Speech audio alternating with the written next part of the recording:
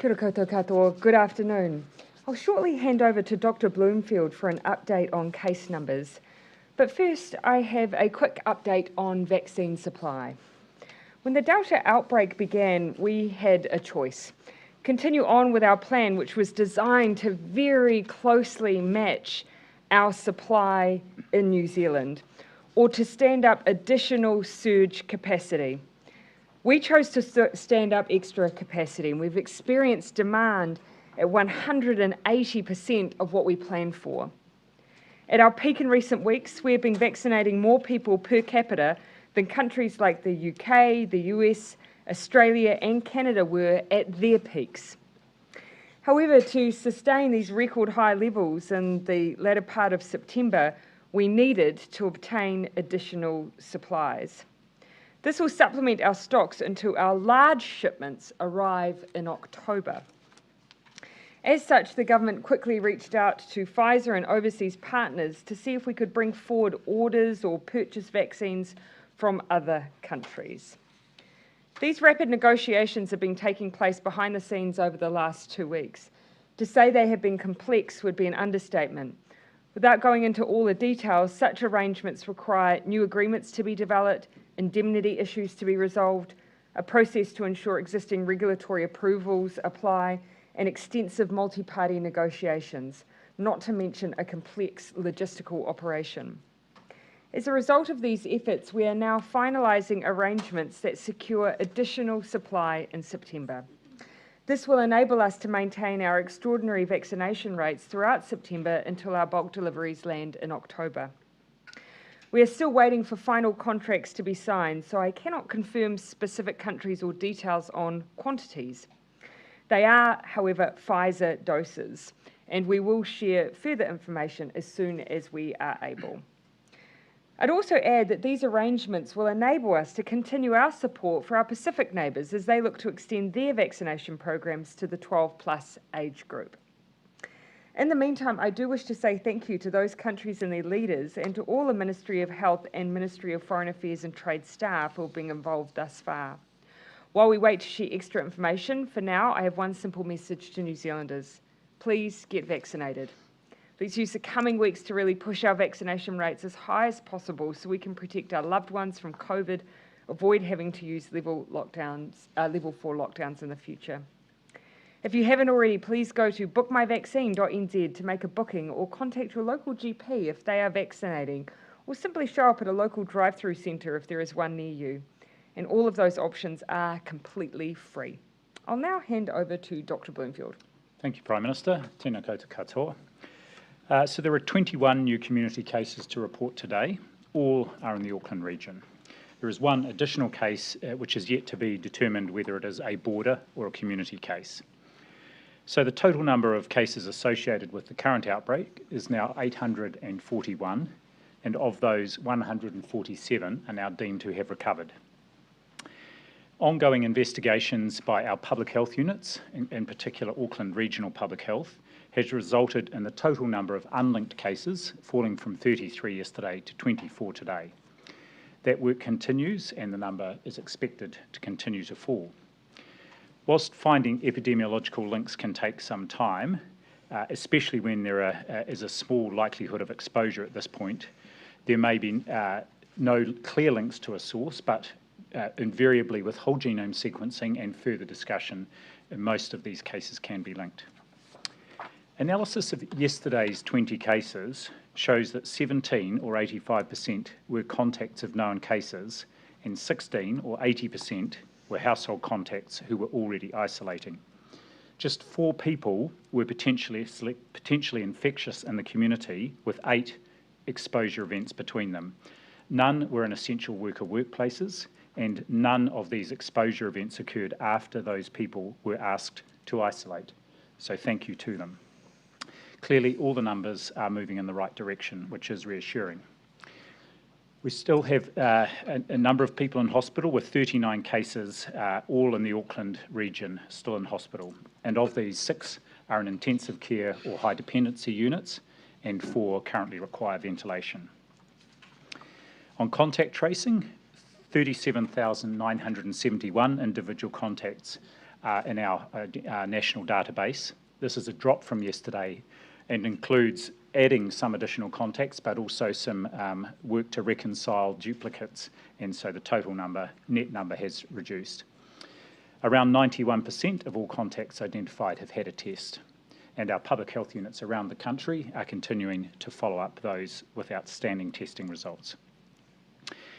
Yesterday, 7,255 swabs were processed in our labs, and around 5,800 swabs were taken across Metro Auckland yesterday, so it's good to see an increase in swabbing in Auckland yesterday.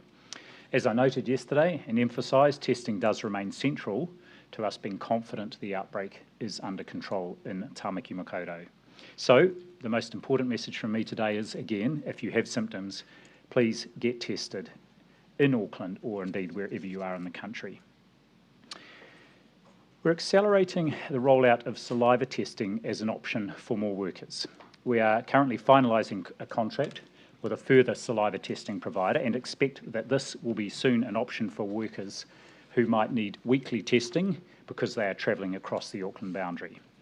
The details of how that saliva-based testing will be available are being firmed up now, and it will be complementary to the PCR-based nasopharyngeal swabbing. More than 830 border workers have now signed up to have saliva testing, and this will become an option for more groups over time, including healthcare workers, and indeed we will use it as part of our testing of our returnees in managed isolation. Finally, on our vaccine rollout, this continues at pace with more than 66,000 vaccinations delivered yesterday. Over 60% of eligible New Zealanders aged 12 and over have now had their first dose, and nearly a third are fully vaccinated. It's a massive effort to all involved, and I want to thank them again, as well as, of course, everybody who has rolled up their sleeve and done their part to keep themselves and indeed the wider community safe. Finally, on the topic of vaccination, a special shout out from a mum who asked us to share a positive story about her son's COVID-19 vaccination experience. This young man, who has a health condition which makes him very anxious, was seen by a wonderful nurse who gave him his first vaccination. His mother says the nurse, whose name is Louise, and the staff, all the staff at the vaccine centre, made the experience a wonderful, relaxing one for him and helped take his anxiety away. She says their awesome and very kind approach made this such a positive experience for this young member of the disability community, and I know that positive experience is one that has been a part for many, many New Zealanders who have been vaccinated to date. Thank you. Back to you, Prime Minister. Thank you, Dr. Bloomfield. Yesterday we announced the move to Alert Level 2. Because Delta is so much more transmissible and dangerous than other forms of the virus, we have had to create a stronger Alert Level 2 and strengthen the rules at Level 2 to take account of that. But as I said yesterday, some of these measures will also form part of our new normal. So long as we have COVID in the world and as we seek to avoid the use of lockdowns in the future, things like QR code scanning and the use of masks will be some of the ways that we can continue to keep the virus at bay. I wanted to touch on a few of the common questions and in some cases misunderstandings that have arisen since the alert level announcement yesterday. The first is a really key one, and it's on the wage subsidy. All businesses remain eligible to apply for the wage subsidy so long as any part of the country is in level 3 or 4. So that means, for instance, a business in Queenstown, which is in level 2, can still apply. You still need to meet the eligibility criteria of a 40% decline in revenue over the previous 2-week period, but I want to assure businesses that the COVID economic supports stay in place as long as, for instance, Auckland is at those higher alert levels. And that in part is recognition of the fact that one part of the country being at that higher alert level can have a knock-on effect for other parts of the country. That should also take account of those in the hospitality sector who have raised concerns over whether or not some of the caps on indoor venues make it viable enough for them to operate. They will, for instance, be able to access the wage subsidy also. Second, on mask wearing. At alert level 2, you are required to wear a face covering when using public transport, airplanes, taxi or rideshare, or visiting a healthcare or aged care facility. Many of those rules are well known to people. The major change is that you must wear a mask if you are inside any retail businesses, including supermarkets, which again people have been practicing recently. but also now that you're able to travel and visit them, malls, takeaway food stores or shops. You must also wear a mask in public venues such as museums and libraries, but obviously not swimming pools, even if you're a spectator. We know there are places where it would be impractical for customers or visitors to wear a face covering, such as hospitality venues like bars and restaurants where you eat and drink, so it's not a requirement there. And also exercising with a mask can obviously be challenging, so the face covering requirement does not apply to clients in gyms either. In general, though, if you're around people you don't know, it is a good idea to wear a mask as much as possible. Another change to keep people safe at level 2 is limiting the number of people who can travel on a bus, a train or a ferry. Delta, and indeed COVID, unfortunately loves a packed bus, and we've seen that in the past with some of our cases. So we need to try and ensure we have appropriate spacing. To do that, these services won't be able to carry standing passengers. This new rule won't apply, though, to dedicated school transport services.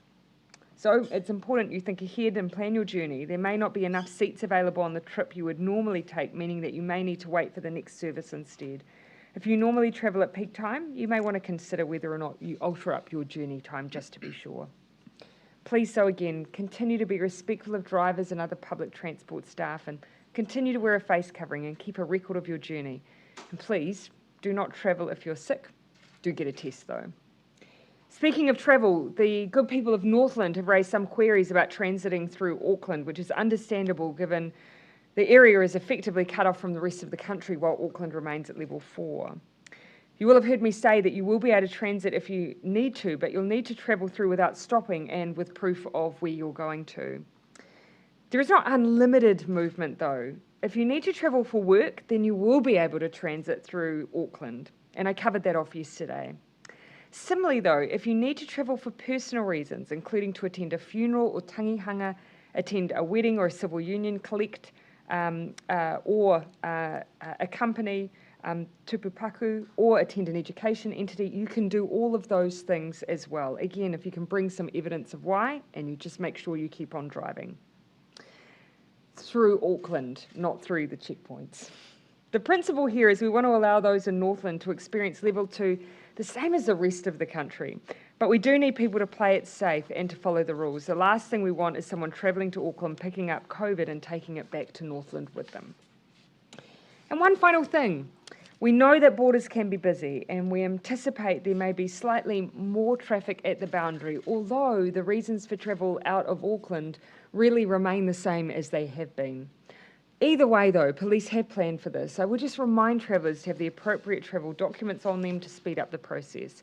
If you don't need to travel or don't have a legitimate reason to, then please don't. And finally, please, as always, be patient and be kind. We'll now happily take questions. Jessica then Toba. Where are we at with our vaccination supply? Is there any update that you can give us on that? Last I checked, we had over 500,000 doses in country. Forgive me while I'm talking to you. I'll see if I can get you the very latest numbers. But certainly enough that we can keep on rolling out as we intend, and with that extra surge going as well. But what we're indicating now is that we have secured additional supply. We're finalising some of the contractual arrangements, and I'll be able to give you a little bit more detail, quantities and where they're coming from in the coming days. Is it a multi-country deal? There is more than one involved. Can you say who? No, not at this stage. While we're still finalising contracts, there are some details we won't share, but they are Pfizer doses.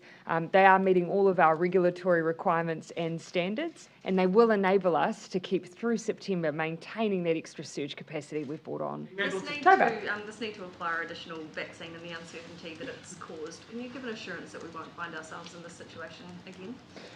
Well, of course, these circumstances have been very particular to the outbreak. 180% more doses delivered than what had been planned for. And of course, the limitation we always had simply was the amount of supply we had available in September. We made a call though. We just wanted to keep that surge going, vaccinate as many people as possible, and do everything we could to then secure additional supply.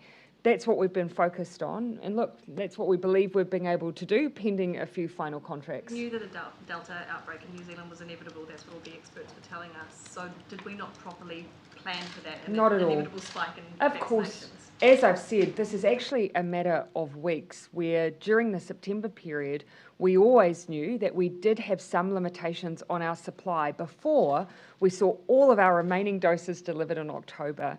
Our view, though, was when Delta arrived on our shores that we needed to surge up those vaccines even if we didn't have the supply available, and work to do everything that we could to then meet that demand. There was never a chance of running out, but we didn't want to dampen down the demand that we saw. I know you can't say how many you have secured or you're working to secure, but how many did we need? How many did we seek to tide us over? Well, one thing I'd say is that we had planned for roughly 350,000 doses a week, but what we saw when we provided that extra capacity was demand go well over 500,000 a week. So that's the difference between the supply we had and what we were seeing. We've worked very, very hard though, and I just want to acknowledge the teams who have worked on this to continue to meet that huge demand, even though we had those limitations of simply not enough doses being supplied to us. Can you tell us how much money, if any, this deal or the swap is going to cost? No. No, I can't, and nor do I anticipate that that's something that will give too much detail away on, of course, because those would be commercial arrangements. The government is paying money for this, you just can't tell us how much. Of course, well, actually, one of the things I'd say is that we've heard people talk about swaps. It's not usually as straightforward as that. They require, in both cases, purchase agreements in both directions. So there's no such thing as a simple swap of vaccines. One country purchases and then the other country purchases back. Can you tell us if money is changing hands? Is the government sending money to... I'm not going to get into that detail here and now. I'll work through whether or not there's any limitations on sharing that, but in terms of quantums, it's highly unlikely we'd share that information. Well, no, I don't care about the number at this stage, just a yes or no. What I'm telling you is that there is a purchase arrangement in place. You have to buy them, even if a country is taking them back in the future, you have to have a purchase arrangement in place. Yeah. Dr. Bloomfield, how many saliva tests are being processed every week at the moment? I think the figure I gave, that we've got over 800, was it 830 border workers, and they will be on, most of them will be on saliva testing every 2 days. So that's from our border workforce, which has gone beyond managed isolation and quarantine to a number of ports and airports around the country. There are other employers who are doing their own saliva testing. Yeah. I know Air New Zealand, Fisher and Paykel are a couple. So there's quite a lot of saliva testing being processed. But what I would say is just a reminder, the only difference is the way the sample is collected. It's a saliva drawn into a cup rather than a nasopharyngeal swab, but it's still a PCR-based test that goes through the normal lab process. Because of that, are there no capacity constraints about ramping up saliva testing? There are no capacity constraints with our current provider who's providing it across the border. However, we are just finalising a contract with an additional provider to help support that new testing, that new surveillance testing for people who will be going across the boundary, the Auckland boundary, and also to support some of the other focused surveillance testing, if needed, across some of those employers in the Auckland region over the next few weeks. Just to answer that previous question, 682,000 vaccines in stock. 510,000 of those are at sites across the country. Gina. Dr. Bloomfield, how many of the 24, I think you said it was, unlinked cases in this outbreak have been under investigation for more than a week, or more with still no resolution? And also, have any new variants emerged in the community that don't have a clear genomic link to the other cases? So, response to your second question first, no, all of the cases that have been sequenced in the outbreak, and it's the vast majority so far, except where the sequencing has failed because there wasn't enough RNA material, they've all been clearly linked to this single introduction of this Delta case. And furthermore, there are a number of little variations that are happening that are helping to map the timeline of the outbreak.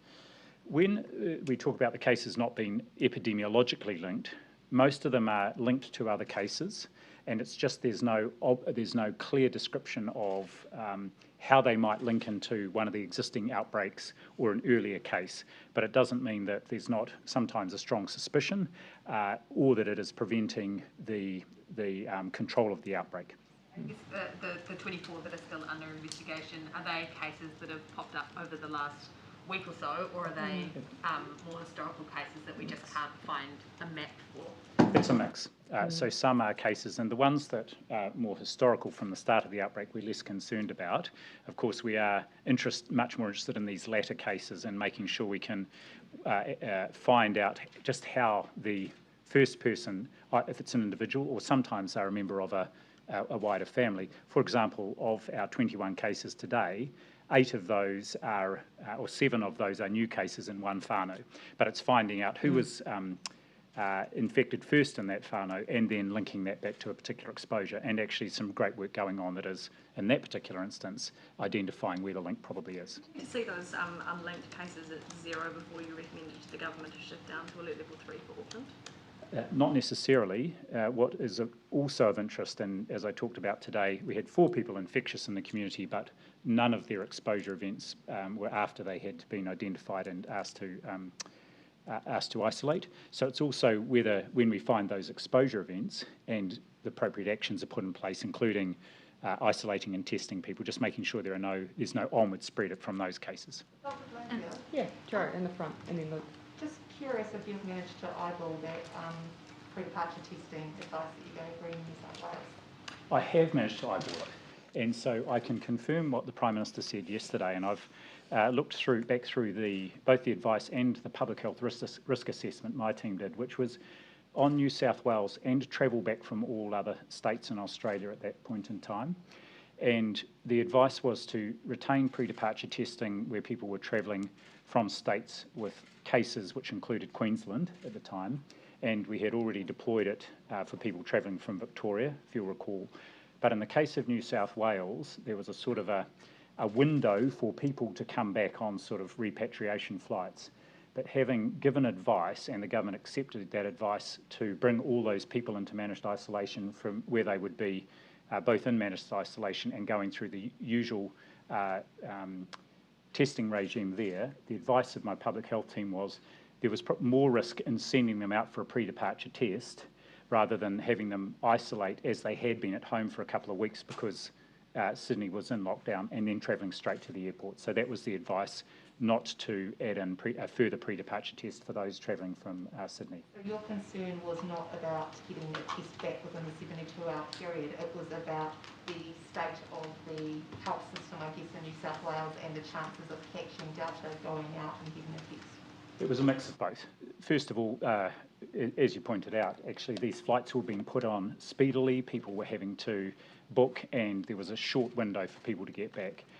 But also the considered view of our public health, yes, but they would have to have got the test, and they were trying to book whatever flight became available. But most importantly, the considered view of the public health team was that because they were coming into managed isolation with a very rigorous testing regime, then there wasn't a requirement for a pre-departure test, and also that on balance, my team's view was that there was probably greater risk in them going out, being around other people and out in the community than there was in just staying isolated at home, travelling directly to the airport. Just lastly on that, to come back to the question from yesterday then, I guess given the messaging that you have given about the importance and the risk of transmission on flights and that sort of thing, and I guess the reduction that you're seeing with pre-departure testing on those day 1 zero tests, with the Sydney returnee, given he tested positive so early on, it's likely a pre-departure test would have picked him up, isn't it? Yeah.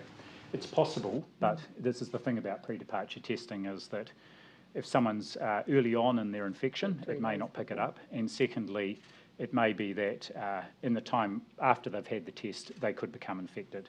And that's why on the flights, those flights from Australia, as with any flights coming in, there are good infection prevention control procedures in place. And what I would say, in the many thousands of people that have come in from Australia during that period and since, there have only been 3 cases in managed isolation, and this was one of them.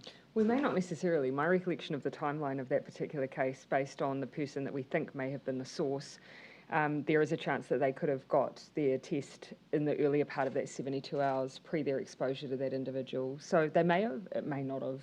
But I think that the only point I would add is that, as Dr. Bloomfield is, we stuck to the advice. We didn't vary up what we received on pre-departure testing for New South Wales. Yeah. Prime Minister, back to the vaccine. So you can confirm that the government did not try to source vaccine from any other kind of third parties outside of the schedule from Pfizer before this Delta outbreak? Well, we had, at that point, we were surging up to 50, we had enough for 50,000 vaccines a day, 350,000 across the course of a week. And then within a 3 to 4 week period, we hit just those enormous deliveries across the course of October. So we'd always planned our vaccine rollout to incorporate the limitations to our supply through those weeks, then into the big surge in October. So at that point, we were meeting the demand that was there. We knew that when we had tight supply, but actually it was only for a matter of weeks. Okay. And just so I got the time, so we've got 680,000 in the country. When's the next? 682,000, 510,000 distributed. We tend to get our deliveries once a week at the latter end of the beginning of the week. So we've got another sort of 300,000 arriving in the next week as per schedule. Look, I'm not here telling you that we're going to run out today. I'm telling you that we believe that we're going to be able to meet the demand. What I'm curious about is this other deal that you've worked out. Like once all the contracts are signed, is it a pretty simple matter of just finding a plane and it can be on its way within 24, 48 Gosh, hours? if only this process had been that simple. I cannot even, there are no words for the complexity required for these agreements. They are not easily delivered. So a lot of work has gone in, and I'd be happy to share a bit more detail around that just when it'll be easier once I'm able to explain. Both on the contractual side, but also on the logistics side. The logistics side as well, yes, there is. Also the regulatory side. Because of course we have a regulatory approval process that is not just around Pfizer, it's right down to point of manufacturing, batches. So there's that side of things as well that we have to go through. So it's a very complex arrangement. Australia didn't seem to find it that difficult to get those 4 million doses from the United Kingdom. I doubt that you were in the room necessarily asking them the same questions. I imagine that you would have found that these things are not straightforward. Can you promise, And of course also it depends where you're going. Can you promise that anyone who wants a vaccine will be able to get a vaccine? Yes. We have ordered more than enough for every eligible New Zealander. In fact, we've even ordered enough for those who may not currently be eligible but may become eligible. We've ordered enough to even ensure that we're able to supply to realm countries as well. We have ordered enough. That is not the issue for New Zealand. It is in some countries, but not here. It will simply come down to people coming forward. National have called for... Sorry, do you mind if I just pan around a little bit, Jessica, down the back to those who haven't had a question? Who hasn't had a question? Yeah. So, with mandatory record keeping coming into force from midnight, will the government make legislative changes to ensure the data won't be misused? So Chris Hipkins has assured us it won't be misused, but why not sufficiently protect it under the law? I'm sorry. Forgive me. You asked me this question, and I was meant to go away and come back and determine whether or not that additional protection was required. Because of course, that information is only available if an individual offers, makes it available to us in the course of contact tracing. So there are already quite a few protections in place. But you asked about a legislative protection, so please let me follow up on that for you. Can I just follow up on that too? Yeah, in terms of sure. the mandatory record keeping, what happens if a person refuses to sign in? Can the business refuse their service, and should they do that? Yeah, so look, one of the things that we really debated was the degree to which we wanted to create those situations for a business owner to end up feeling like they had to be the enforcer. And that is one of the difficulties with mandatory record keeping. However, you'll see the places that we're doing it are those places that we consider it the most appropriate because it's harder to do things like wear masks and have other mitigations. But they also happen to be places that, by and large, people already often keep records. So when you're going into hospitality, often people are keeping records for reservation purposes, or for hairdressers or beauty salons, places that actually record keeping is part of what they do. So I think there are ways that businesses can incorporate record keeping in a way that's really seamless and part of their day-to-day. On the home isolation trial set for later this year, how has the outbreak affected the timing of that, and when might we learn which companies are involved? Yeah, so we're still doing the work. In fact, we had a meeting last week on some of the Reconnecting New Zealand work. The trial for home isolation is just one part of it. It wasn't due to start until the latter part of the year. So we're doing the work, but of course, you wouldn't undertake such a trial if you were in a level 3 or level 4 environment. So we're taking that into account.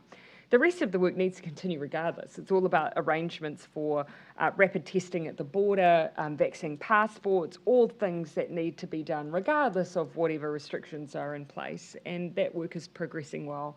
I'll look sometime in the future after ministers get another update on vaccine passports, for instance, to share where some of that's at, but I'm really pleased with the work officials are doing. Collins has said that. I'm going to just take an orderly cue if I can, Māori TV, then I'll come to Claire, I'm sure you wouldn't mind that. Thank you, Prime Minister. The National Party are calling for the release of the Māori and Pacific vaccination plans, saying that this information will be quite valuable to like the DHBs, etc. Yeah, sure. Will this information be made available, made Well, public? one thing that I'll actually hand over to Dr. Bloomfield to speak to that. One thing I know the select committees are talking about whether or not they bring forward people to give their view on those rollouts, and I think it would be helpful if we provided the ability for the Ministry of Health to talk to some of those plans.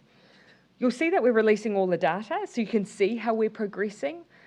When it comes to the plans themselves, I see no reason why we wouldn't share some of that detail, but what I would say is that some of this is actually being delivered by providers within DHBs on the ground, and so we are trying to just ensure that there's enough funding and support for them to develop up those plans that they know are going to work for them locally. We may not always have every single innovation that they're undertaking, but you can see in the numbers whether or not we're making progress.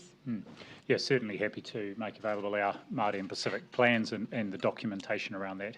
And as the Prime Minister said, the really important thing is how those then translate into the actual operational delivery that is part of the DHB plans that they then provide to us to achieve what's in our national plans. What's interesting at the moment is we've got comparable rates for, say, our over 55 Māori who have come forward to be vaccinated, but less comparable for our younger people. So that's telling us where we really need to be targeted. Just in relation to the counter-terrorism legislation, Are you confident that you've had adequate input and consultation with Māori?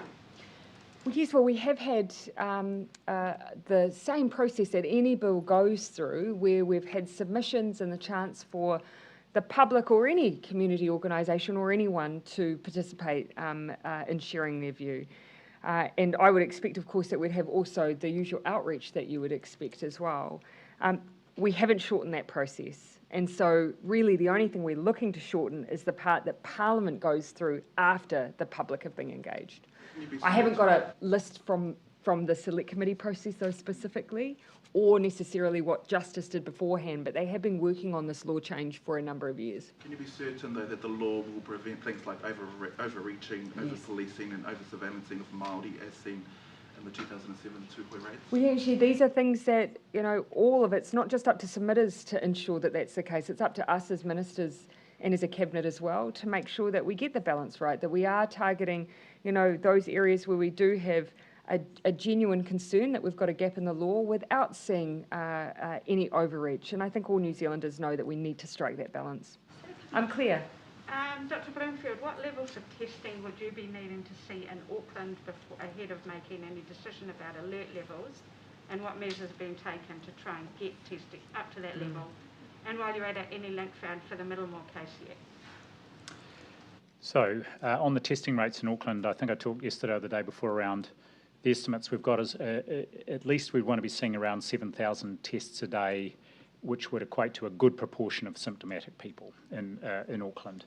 So at the moment it's under that, and probably because the number of symptomatic people has dropped and is continuing to drop. So we're supplementing that with the targeted testing of some of our essential workplaces, and that will start from tomorrow. And that's in addition, of course, to the testing of all those who are looking after the people either in hospital or in the quarantine facilities, and the testing of people crossing the boundary. So the number we'd be looking for would be a minimum of around 7,000 swabs a day.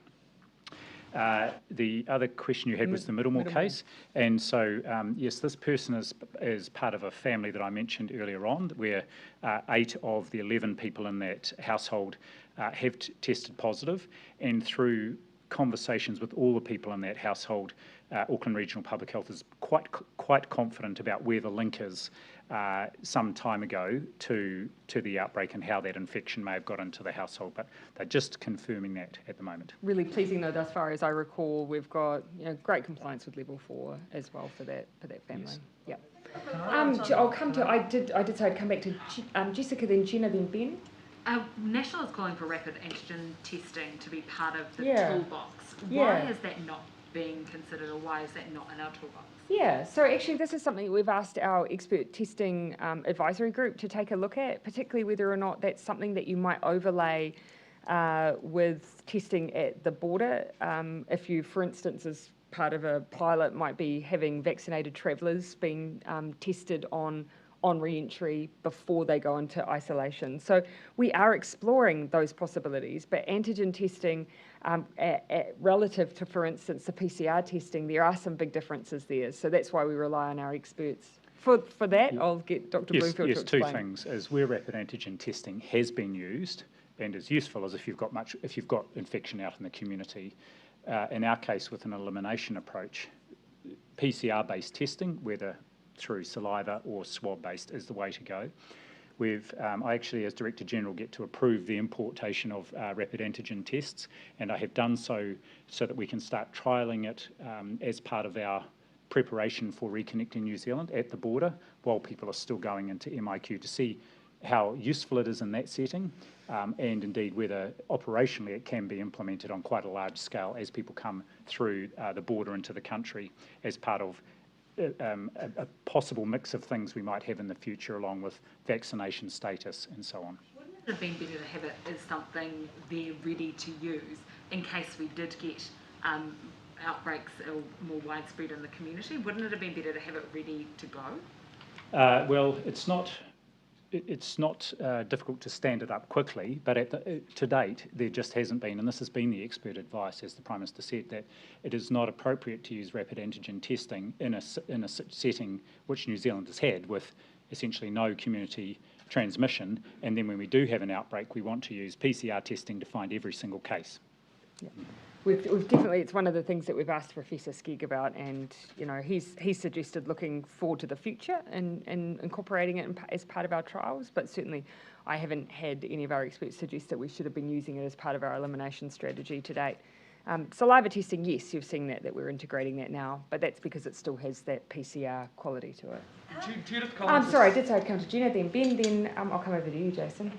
Question for you, Dr. Bloomfield, about the Middlemore case. Are you considering testing all patients and visitors to hospitals in Auckland when they arrive on site? And if not, what's actually being done to ensure what happened at Middlemore doesn't happen again?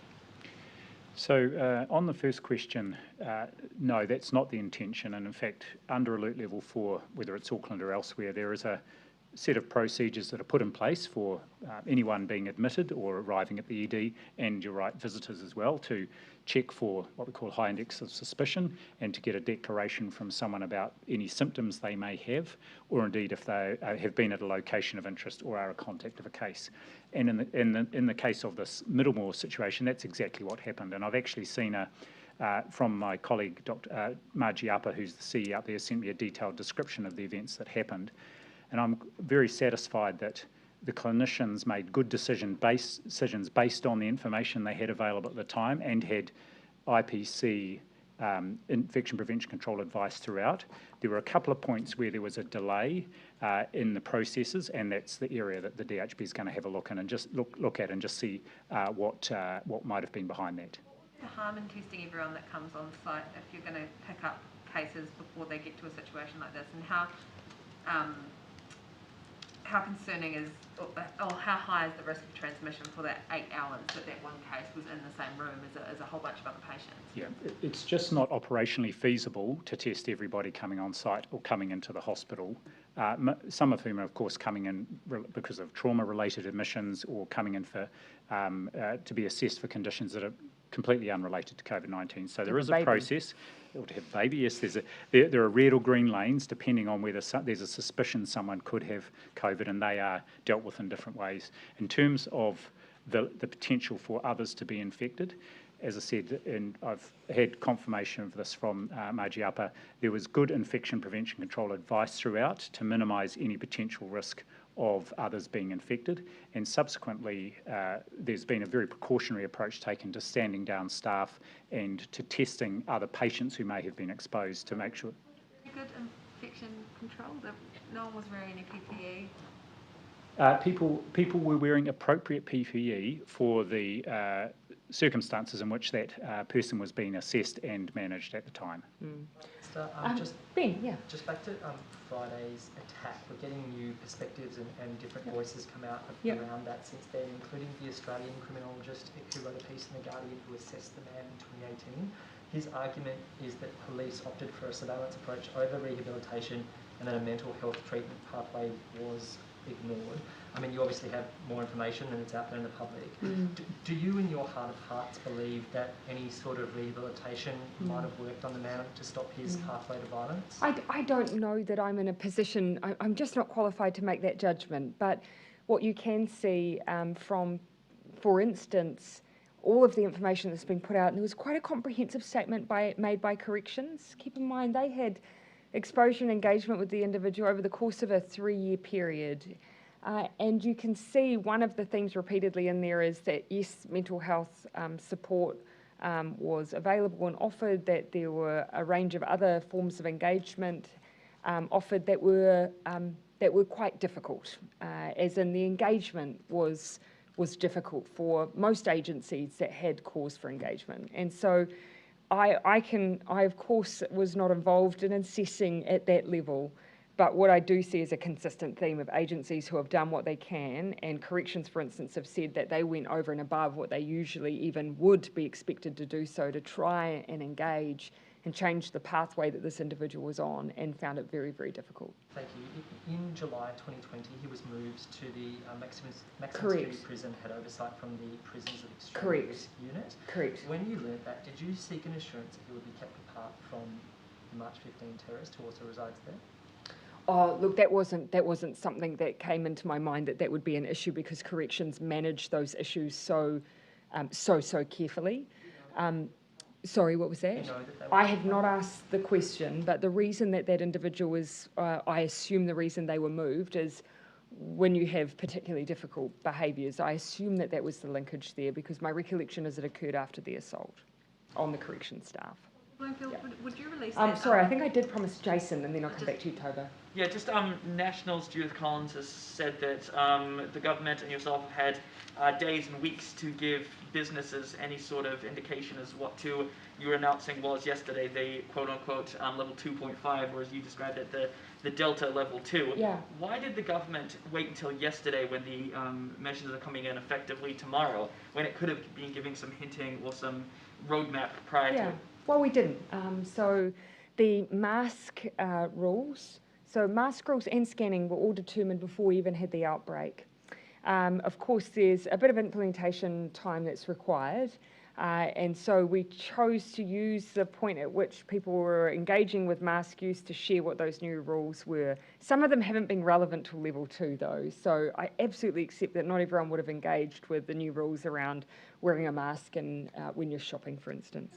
On the scanning, that was also released by Minister Hipkins as well. But again, if you're not out and about, then you're not necessarily engaging with those rules.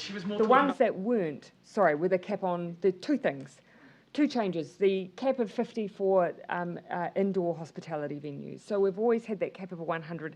The public health advice was to drop it down. The second change was just a bit more physical distancing in those public facilities. So we already have that for shopping. We're extending it to things like museums and libraries. So they already have the protocols in place there. They'll do a bit of a recalculation. I accept that for hospitality, that was a change. When we received that public health advice, we did reach out to hospitality representatives, but there wasn't a huge amount of time. But that's because the public health advice we get is in real time. There's not a huge amount of academic literature around transmission and Delta.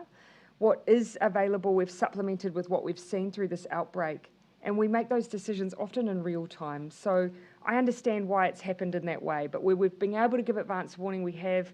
At other times, unfortunately, sometimes it will be the period that we make the announcement. Health advice when Dr. Bloomfield, did you advise the government that those... I verbally received that on Sunday, late Sunday afternoon. Did you release Yes. that? Level 2. Can we just get some clarification on mask use at data level 2? Specific question, do you have to wear masks while singing at church? And 2, you clarified at the top of this that you don't have to, or it's not a requirement to wear them in restaurants, but is that a rule change from yesterday? No. The website says that you should wear a face covering where possible, except when eating and drinking. Yeah. So there's not a, we accept that in hospitality venues where the primary purpose is eating and drinking, that people will not have face coverings on at all times, and so therefore are not required to. But we keep encouraging people as much as possible to wear masks. My recollection for things like social gatherings, for which we've classified churches, we have mandatory record keeping there. So we are asking people to keep mandatory records, whether it's a funeral, whether it's a wedding, whether it's a social gathering, and whether it's church. We want to know who is there, but that's because we haven't got the accompanying requirement around mask use. But again, we encourage it. We are encouraging that mask use. Dr. Bloomfield, will you, is it possible to release that blow by blow that you got from Margie Upper? I'll talk to Margie. Very happy to give an outline, to provide further detail on the outline and the timeline. Yep, absolutely. A quick few questions, logistical questions about and the then if you don't mind, we might wrap given we've got the house in 2 minutes. The Northland corridor. Can people south of Auckland travel through to visit Northland? The focus, as I understand it, with the work with officials and with mayors, has really been those coming in Northland to come out. But of course, we would want to make sure that there is the ability for people who, for work purposes. So we'd want to make sure that was reciprocal. But I just need to check whether the order work has been done. It is not a free for all, though. We have narrowed it down to those essential kind of social events, work purposes, and so on, because we just want to limit the possibility that people may stop in Auckland. That be enforced logistically. Yeah, so we have the same, again, it's a bit more light touch there for the Northern Corridor. We do ask people to carry evidence with them, and they can be stopped at the border. Fly out of Northland Flights have, I can't give you the exact flight schedules, but flights have still been moving, but people are being checked at airports previously till now in the outside the level 2 environment to check they're travelling for essential purposes. Most flights do, though, from out of Northland are going via Auckland, though, so I imagine that they will keep up those checks. Any conversations with But people, of course, that's their only ability to get on with. Yeah. Could there be maybe a conversation with Air New Zealand to have them not stop in Auckland so people in Northland could have a holiday like the rest of us? Well, of course, in Auckland, once you're transiting in, I think the checks are actually as you come into the airport. So I imagine if you're doing all those checks at Northland itself. So you're asking the question in reverse, though, to get into Northland. Get out of Northland and bypass Auckland and go to Queenstown. Yeah. I would need to check how officials are working that at the borders. Our main focus has been really just ensuring those who are in Northland aren't unnecessarily disadvantaged, because they are a level 2 environment, just like everyone else, but they are disadvantaged by having Auckland sandwiched right in between. But we have focused on some of those essentials: weddings, funerals, tangihanga, and work. Yeah. Wellington to Kerikeri would be a great new route. Just a direct flight would resolve all those problems. So I'll put your bid into Air New Zealand. Thank you, everyone.